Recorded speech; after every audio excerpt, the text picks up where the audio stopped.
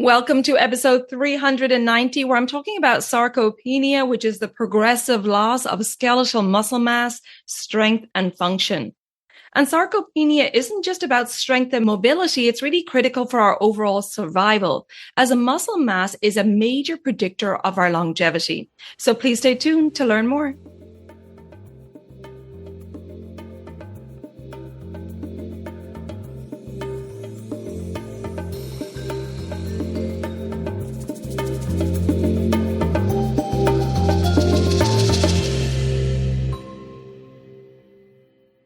Hi there, I'm your host Colette, and on this podcast I will be sharing the teachings of Ayurveda, yoga, and holistic health practices.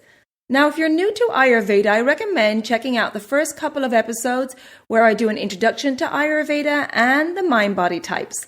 Thanks for listening, and now here's a new episode.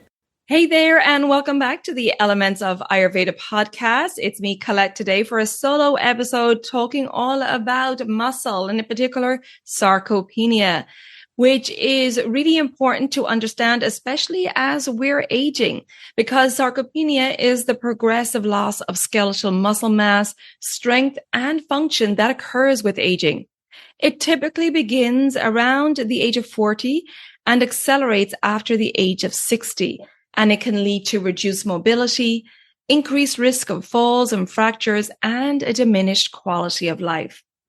So let's take a look at what are the impacts of sarcopenia and why should we be paying attention to this? Well, it can cause weakness and loss of endurance as muscle mass declines. Everyday activities like climbing stairs, carrying bags, or even standing up from a chair can become noticeably harder. There can be increased risk of falls and injuries because weakened muscles lead to poor balance, slower reflexes, and decreased stability. As a result, the risk of falls and serious injuries like fractures goes up significantly, especially in older adults. This physical weakness can limit independence and overall quality of life. And I've seen this in my work as a personal trainer. I've worked with many elderly clients who have experienced falls, and not even big falls, but just getting a little shaky on their feet. And it really has an impact not only on their physical health, but on their mental and emotional health too, because the decreased stability results in a loss of confidence. And they then can become less socially active due to the fear of falling again. And then their world becomes smaller, and it can create loneliness and depression as a result. Another impact of sarcopenia is metabolic decline. Muscle is a metabolically active tissue that helps to regulate blood sugar and burn calories. When muscle mass decreases, metabolism slows down, increasing the risk for weight gain, insulin resistance, type 2 diabetes, and other metabolic disorders. And muscle mass is a major predictor of longevity. Higher muscle mass supports a stronger metabolism, better blood sugar control, enhanced immune function, and greater resilience against illness, injury, and surgery. Studies show that people with more muscle mass tend to live longer, healthier lives compared to those with low muscle mass, even when accounting for other factors like body weight or fat percentage. In essence, muscle acts as a protective reserve, supporting the body physically, helping the body respond better to stress, recover more quickly, and maintain vitality into older age. In Ayurveda, muscle tissue is called Mamsa dhatu, and it's the third of the 7 tissue layers that make up the body. As we age, particularly during the vata phase of life, which is postmenopause for women and andropause for men, our capacity to build and maintain strong, nourished tissues naturally declines. Ayurveda views this not just as a physical issue, but as a reflection of imbalanced Agni, our digestive fire, depleted Ojas, our prime energy reserve, and disturbances in the doshas, especially the Vata dosha. But there is good news. Ayurveda offers a rich toolkit to support muscle strength and resilience. through building awareness and understanding of how to support your body and mind with nourishing foods, daily self-care practices, strength building movement, and a supportive lifestyle, which will keep your Agni, doshas, and ojas in balance, preventing disease and promoting vitality and longevity. Now, before I delve into the Ayurvedic guidelines on how to support muscle strength and resilience, I'm going to review Mamsa dhatu, or the muscle tissue. In Ayurveda, the body is made up of 7 dhatus, or fundamental tissues, that sustain life and health. Mamsa dhatu is the third of these 7 dhatus, the first being rasa, which is our plasma, and the second tissue is rakta, which is our blood, and the third tissue is Mamsa dhatu, which represents the muscle tissue. And not just the muscles that we use for movement, but also the muscles that form the structure of internal organs and the protective layers around them. So let's look at the role of Mamsa dhatu in the body. Well, the first one being structural support. Mamsa provides the strength and form that holds the body together. It gives shape to our limbs, our face and torso, and supports the body's upright posture. It provides strength and stamina. Our muscles are responsible for all movement in the body, from moving our joints and bones to chewing our food and our emotional expression. It is the physical expression of inner vitality and energy. Mamsa dhatu supports the skeleton, and the heart muscle supports circulation, and the intercostal muscles of the rib cage support respiration. Mamsa dhatu also protects the organs. Mamsa acts like an armor, wrapping and shielding delicate organs like the heart, the lungs, and the intestines from injury or external shock. So how is Mamsa dhatu formed? Well, according to Ayurveda, nourishment of the dhatus happens in a sequential transformative process. Food is first digested by our digestive fire, Jathara Agni, into the nutrient fluid called Ahara Rasa. This nutrient fluid then nourishes the first dhatu or tissue, Rasa, which then nourishes the second, Rakta, the blood, and the third tissue in line is Mamsa dhatu, the muscle tissue. The following tissues are Meda, or the fat tissue, Ashti, or bone tissue, Maja, or the nerve tissue, and the reproductive tissues of Shukra and Artava. The quality of Mamsa dhatu depends not just on what we eat, but on how well the preceding dhatu or tissue has been nourished and metabolized. And I always quote this episode, but if you're not familiar with the sequence of nutrition of the dhatus, please listen to episode 92 for an in-depth look into this process as this fascinating wisdom from Ayurveda. And sarcopenia is considered to be Mamsa dhatukshaya. Let's break that down. Mamsa meaning muscle, dhatu means tissue, and kashaya means loss or depletion or wasting. When Mamsa dhatu becomes deficient, the body shows signs of muscle weakness, loss of physical strength, fatigue, and poor structural stability. In a deeper sense, Mamsa dhatukshaya is not just a loss of physical mass, but a weakening of the body's ability to protect and sustain itself. So let's look at some of the signs and symptoms of Mamsa dhatukshaya. There will be visible muscle wasting or thinness, weakness and lack of endurance, loose sagging skin due to the loss of supportive muscle underneath, poor posture and instability, a higher vulnerability to injury or falls, and emotional signs like feeling ungrounded, insecure, or fragile. The causes of Mamsa dhatukshaya can be many, but here are some typical causes of sarcopenia or Mamsa dhatukshaya. Poor digestive function. If our Agni or digestive fire is weak, nutrients are improperly assimilated, leading to insufficient nourishment of the muscle tissue.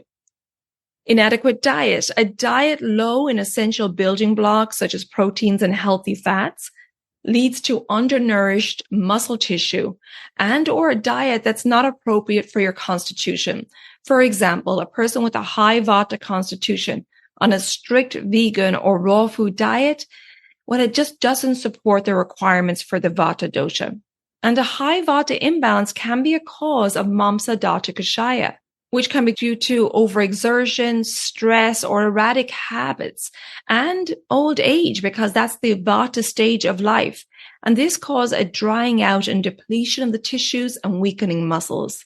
Chronic diseases, especially wasting disorders, and long-term health conditions like diabetes, heart disease, inflammatory disorders can all contribute to sarcopenia or Mamsa dhatukshaya. These conditions often cause systemic inflammation and impair metabolism, both of which interfere with the body's ability to maintain healthy muscle tissue. Another cause could be long-term stress, anxiety, grief, emotional distress, and depression. These can all impact the vata dosha and as a result affect the muscle tissue. Along with overexertion in exercise, the opposite end of the spectrum, a sedentary lifestyle, can also be a cause in muscle wasting, and a lack of regular physical activity, especially resistance or strength training, accelerates muscle wasting. Without consistent movement and muscle engagement, muscle atrophy or weakening can happen over time. And aging, as we get older, the body's ability to produce and maintain muscle tissue naturally declines. Hormonal changes like decreased growth hormone, testosterone, and estrogen play a big role here. Additionally, aging is associated with a slower rate of muscle protein synthesis, meaning the body doesn't repair and build muscle as efficiently as it once did. Mamsa dhatukshaya is a serious concern because Mamsa forms the physical armor of the body. And when it diminishes, it weakens not just the muscles, but the stability for the entire system, making us more susceptible to accelerated aging, disease, and to further dhatu or tissue depletion because Mamsa dhatu, don't forget, goes on to nourish the other four tissues, which is meda or fat tissue, osti or bone tissue, maja or nervous tissue, and the reproductive tissues. Plus, the end result of this process of nutrition of the tissues or the dhatus is ojas, our prime energy reserve. I mentioned earlier how Ayurveda views muscle depletion as not just a physical issue, but also a reflection of imbalanced agni, imbalanced doshas, and depleted ojas. Ojas is considered to be the essence of all the dhatus or tissues. It's the prime energy reserve of the body. It's our immunity protecting our life. It gives us strength and vitality, controls the heartbeat, regulates the sense organs and the organs of actions, along with maintaining the balance of the dhatus. A small amount of ojas pervades the body, and there are 8 drops of ojas in the heart at birth. And any decrease in this quantity can cause death. And this just underscores the importance of making good choices every day to ensure good health and longevity. So let's take a look at how we do that. In both modern medicine and Ayurveda, it's clear that once muscle mass is significantly lost, it becomes much harder to rebuild, especially with advanced aging, when metabolic and regenerative capacities naturally decline. Early awareness means recognizing the gradual, often silent, loss of strength before it leads to weakness, frailty, or injury. Prevention is vital because maintaining healthy muscle mass protects not just mobility, but overall metabolic health, immune function, stability, and even mental resilience. When we intervene early through a nourishing diet, regular strength building activities, self-care, mindfulness, and lifestyle practices that balance the vata dosha, we can slow or even reverse the trajectory of muscle loss. From an Ayurvedic standpoint, working preventively honors the natural rhythms of aging, supporting our agni, our digestive fire, nourishing the Mamsa dhatu, the muscle tissue, and preserving ojas, our vitality, leading to a longer, healthier, and more vibrant life. In simple terms, it's far easier to protect what you have than to rebuild what's been lost. So let's look at some of the Ayurvedic prevention and care strategies. The first one being our Agni. Our digestive fire plays an important role in the nourishment of our tissues. It's essential for our health to ensure proper functioning of our digestive system. And if we're seeing any signs of imbalance, we really need to act on them before they manifest into bigger problems. And that could be excessive bloating, excessive gas, burping, acidity, heartburn, acid reflux, sour stomach, sluggish digestion, heaviness after eating, lack of appetite, or having a really strong appetite like Agni Tikshna, where you literally can't satisfy your hunger. You really need to address these symptoms because they can go forward and create much bigger problems down the road. Another preventive tool is cleansing. Ayurveda recommends regular seasonal cleansing to optimize Agni, to aid elimination and tissue or dhatu nourishment. Cleansing at the joint of the seasons from spring to summer and summer to autumn helps to eliminate any accumulation of doshas at the end of that season and any accumulation of ama or toxins, which both can go on to cause imbalances in the body if they're not managed. And so this is a way of preventing dis-ease in the body and making sure you're entering the new season feeling light, clear, and energetic with a boosted immune system and good vitality. I've just completed the group spring cleanse. However, I do offer the private digestive reset cleanse throughout the year. It's the same format. It comes with a 90-minute online consultation, so I can tailor the cleanse to you and your lifestyle. And you get to choose your own dates that work for your schedule, and I support you one-to-one. So you can check out that link for the private digestive reset cleanse in the show notes, or visit my website, elementshealingandwellbeing.com, and go to the programs page. Another preventative factor, of course, is our diet. Eating a diet that's appropriate for your unique constitution, or maybe if you have a current imbalance, you really need to understand how to nourish your body to make sure you keep your body and mind in balance. In general, a nourishing diet of warm, protein-rich, easy digestible foods with lots of good fats is ideal for muscle tissue. But again, with Ayurveda, we know there's no one size fits all. So I really recommend getting tailored advice. Then I offer this in online services, which I'll talk about later on. Another way to prevent imbalances in the body and problems with the muscle tissue is with dinacharya. Ayurveda recommends daily self-care practices to help you align with the circadian rhythm and support your body and mind, some of which include the Abhyanga, which is the warm oil massage, to help nourish and rejuvenate the tissues, mindfulness practices helping with stress management, and lots more. And I discussed these daily self-care practices in detail in episode 16. So check that out, because what we do day in, day out over our lifetime has a big impact on our health and well-being. And this includes lifestyle, of course, and regular strength building exercises are really important to help build strong muscle tissue. Of course, it should be tailored to your unique constitution, your age, your capacity, and it should incorporate adequate recovery time for muscle repair. And I discussed exercise for the doshas in detail in episode number 14. But we know that strength building is a really important factor in strong, healthy muscle tissue. And of course, with lifestyle, we have to include our sleep. And a consistent sleep routine really helps to support your body and mind during the internal cleansing process that happens while we sleep, which includes the transformation of food and thoughts from the day, a detox, and recovery and rejuvenation, so we can be at our best for the next day. Ayurveda also provides wonderful herbal support, but the recommendations will vary depending on doshic imbalances and many other factors. And as we reflect on Mamsa, dhatukshaya, or Sarcopenia, Ayurveda offers a powerful message. Aging doesn't have to mean decline.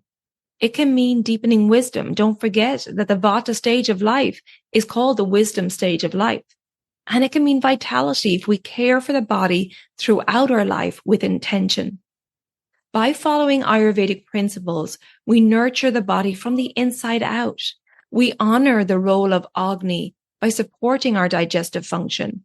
We nourish Mamsa dhatu with foods, lifestyle, and practices that build real strength, not just muscular, but energetic and emotional resilience. We protect and rejuvenate Ojas, the subtle essence that gives life its glow. Prevention in Ayurveda is an act of self-love and self-respect. Small daily choices, eating warm, nourishing meals, moving the body wisely, aligning with nature's rhythms, practicing self-care and mindfulness, accumulate over time, becoming a foundation for healthy longevity. By tending to Mamsa dhatu, our muscle tissue, and embracing Ayurvedic wisdom, we're not just adding years to life, we're adding life to our years. Now, if you want support and an approach tailored to you to take the guesswork out of all this information, then just check out my online services. I offer online consultations, which are focused on healing, education, and empowerment. I have the Digestive Reset Cleanse that I discussed earlier. That private cleanse is available year-round. I have my Daily Habits for Holistic Health program. This is an ideal program if you like to study by yourself. It's a 28-day self-paced program with the objective to help you live in tune with the circadian rhythm and educates you on how to become your own healer by understanding the principles of healing in Ayurveda. And I put all these services together in my Reset, Restore, Renew program. Now, I know that's a lot of information, but you can check out the comparison chart on my website to see what you get with each service so you can decide what's best for you. And if you want to chat with me in advance of booking, take advantage of my free 15-minute Services Enquiry Call. We can hop online and I can answer all of your questions. So there you go. That's why muscle matters. The Ayurvedic approach to sarcopenia or Mamsa dhatukshaya and aging strong. And if you think this episode will be helpful to family or friends, please share it with them so we can spread this wisdom of Ayurveda. And if you haven't already followed or subscribed to the podcast, please do so. And the new episodes will automatically download for you.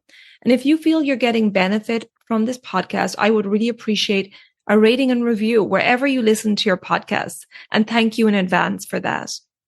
Please come follow me on social media. My new Instagram page is the Elements of Ayurveda podcast. And on Facebook, it's Elements Healing and Wellbeing. And thank you so much for your support and tuning in. And until next time, take good care of yourself, be well, and bye for now. Slán go fóill.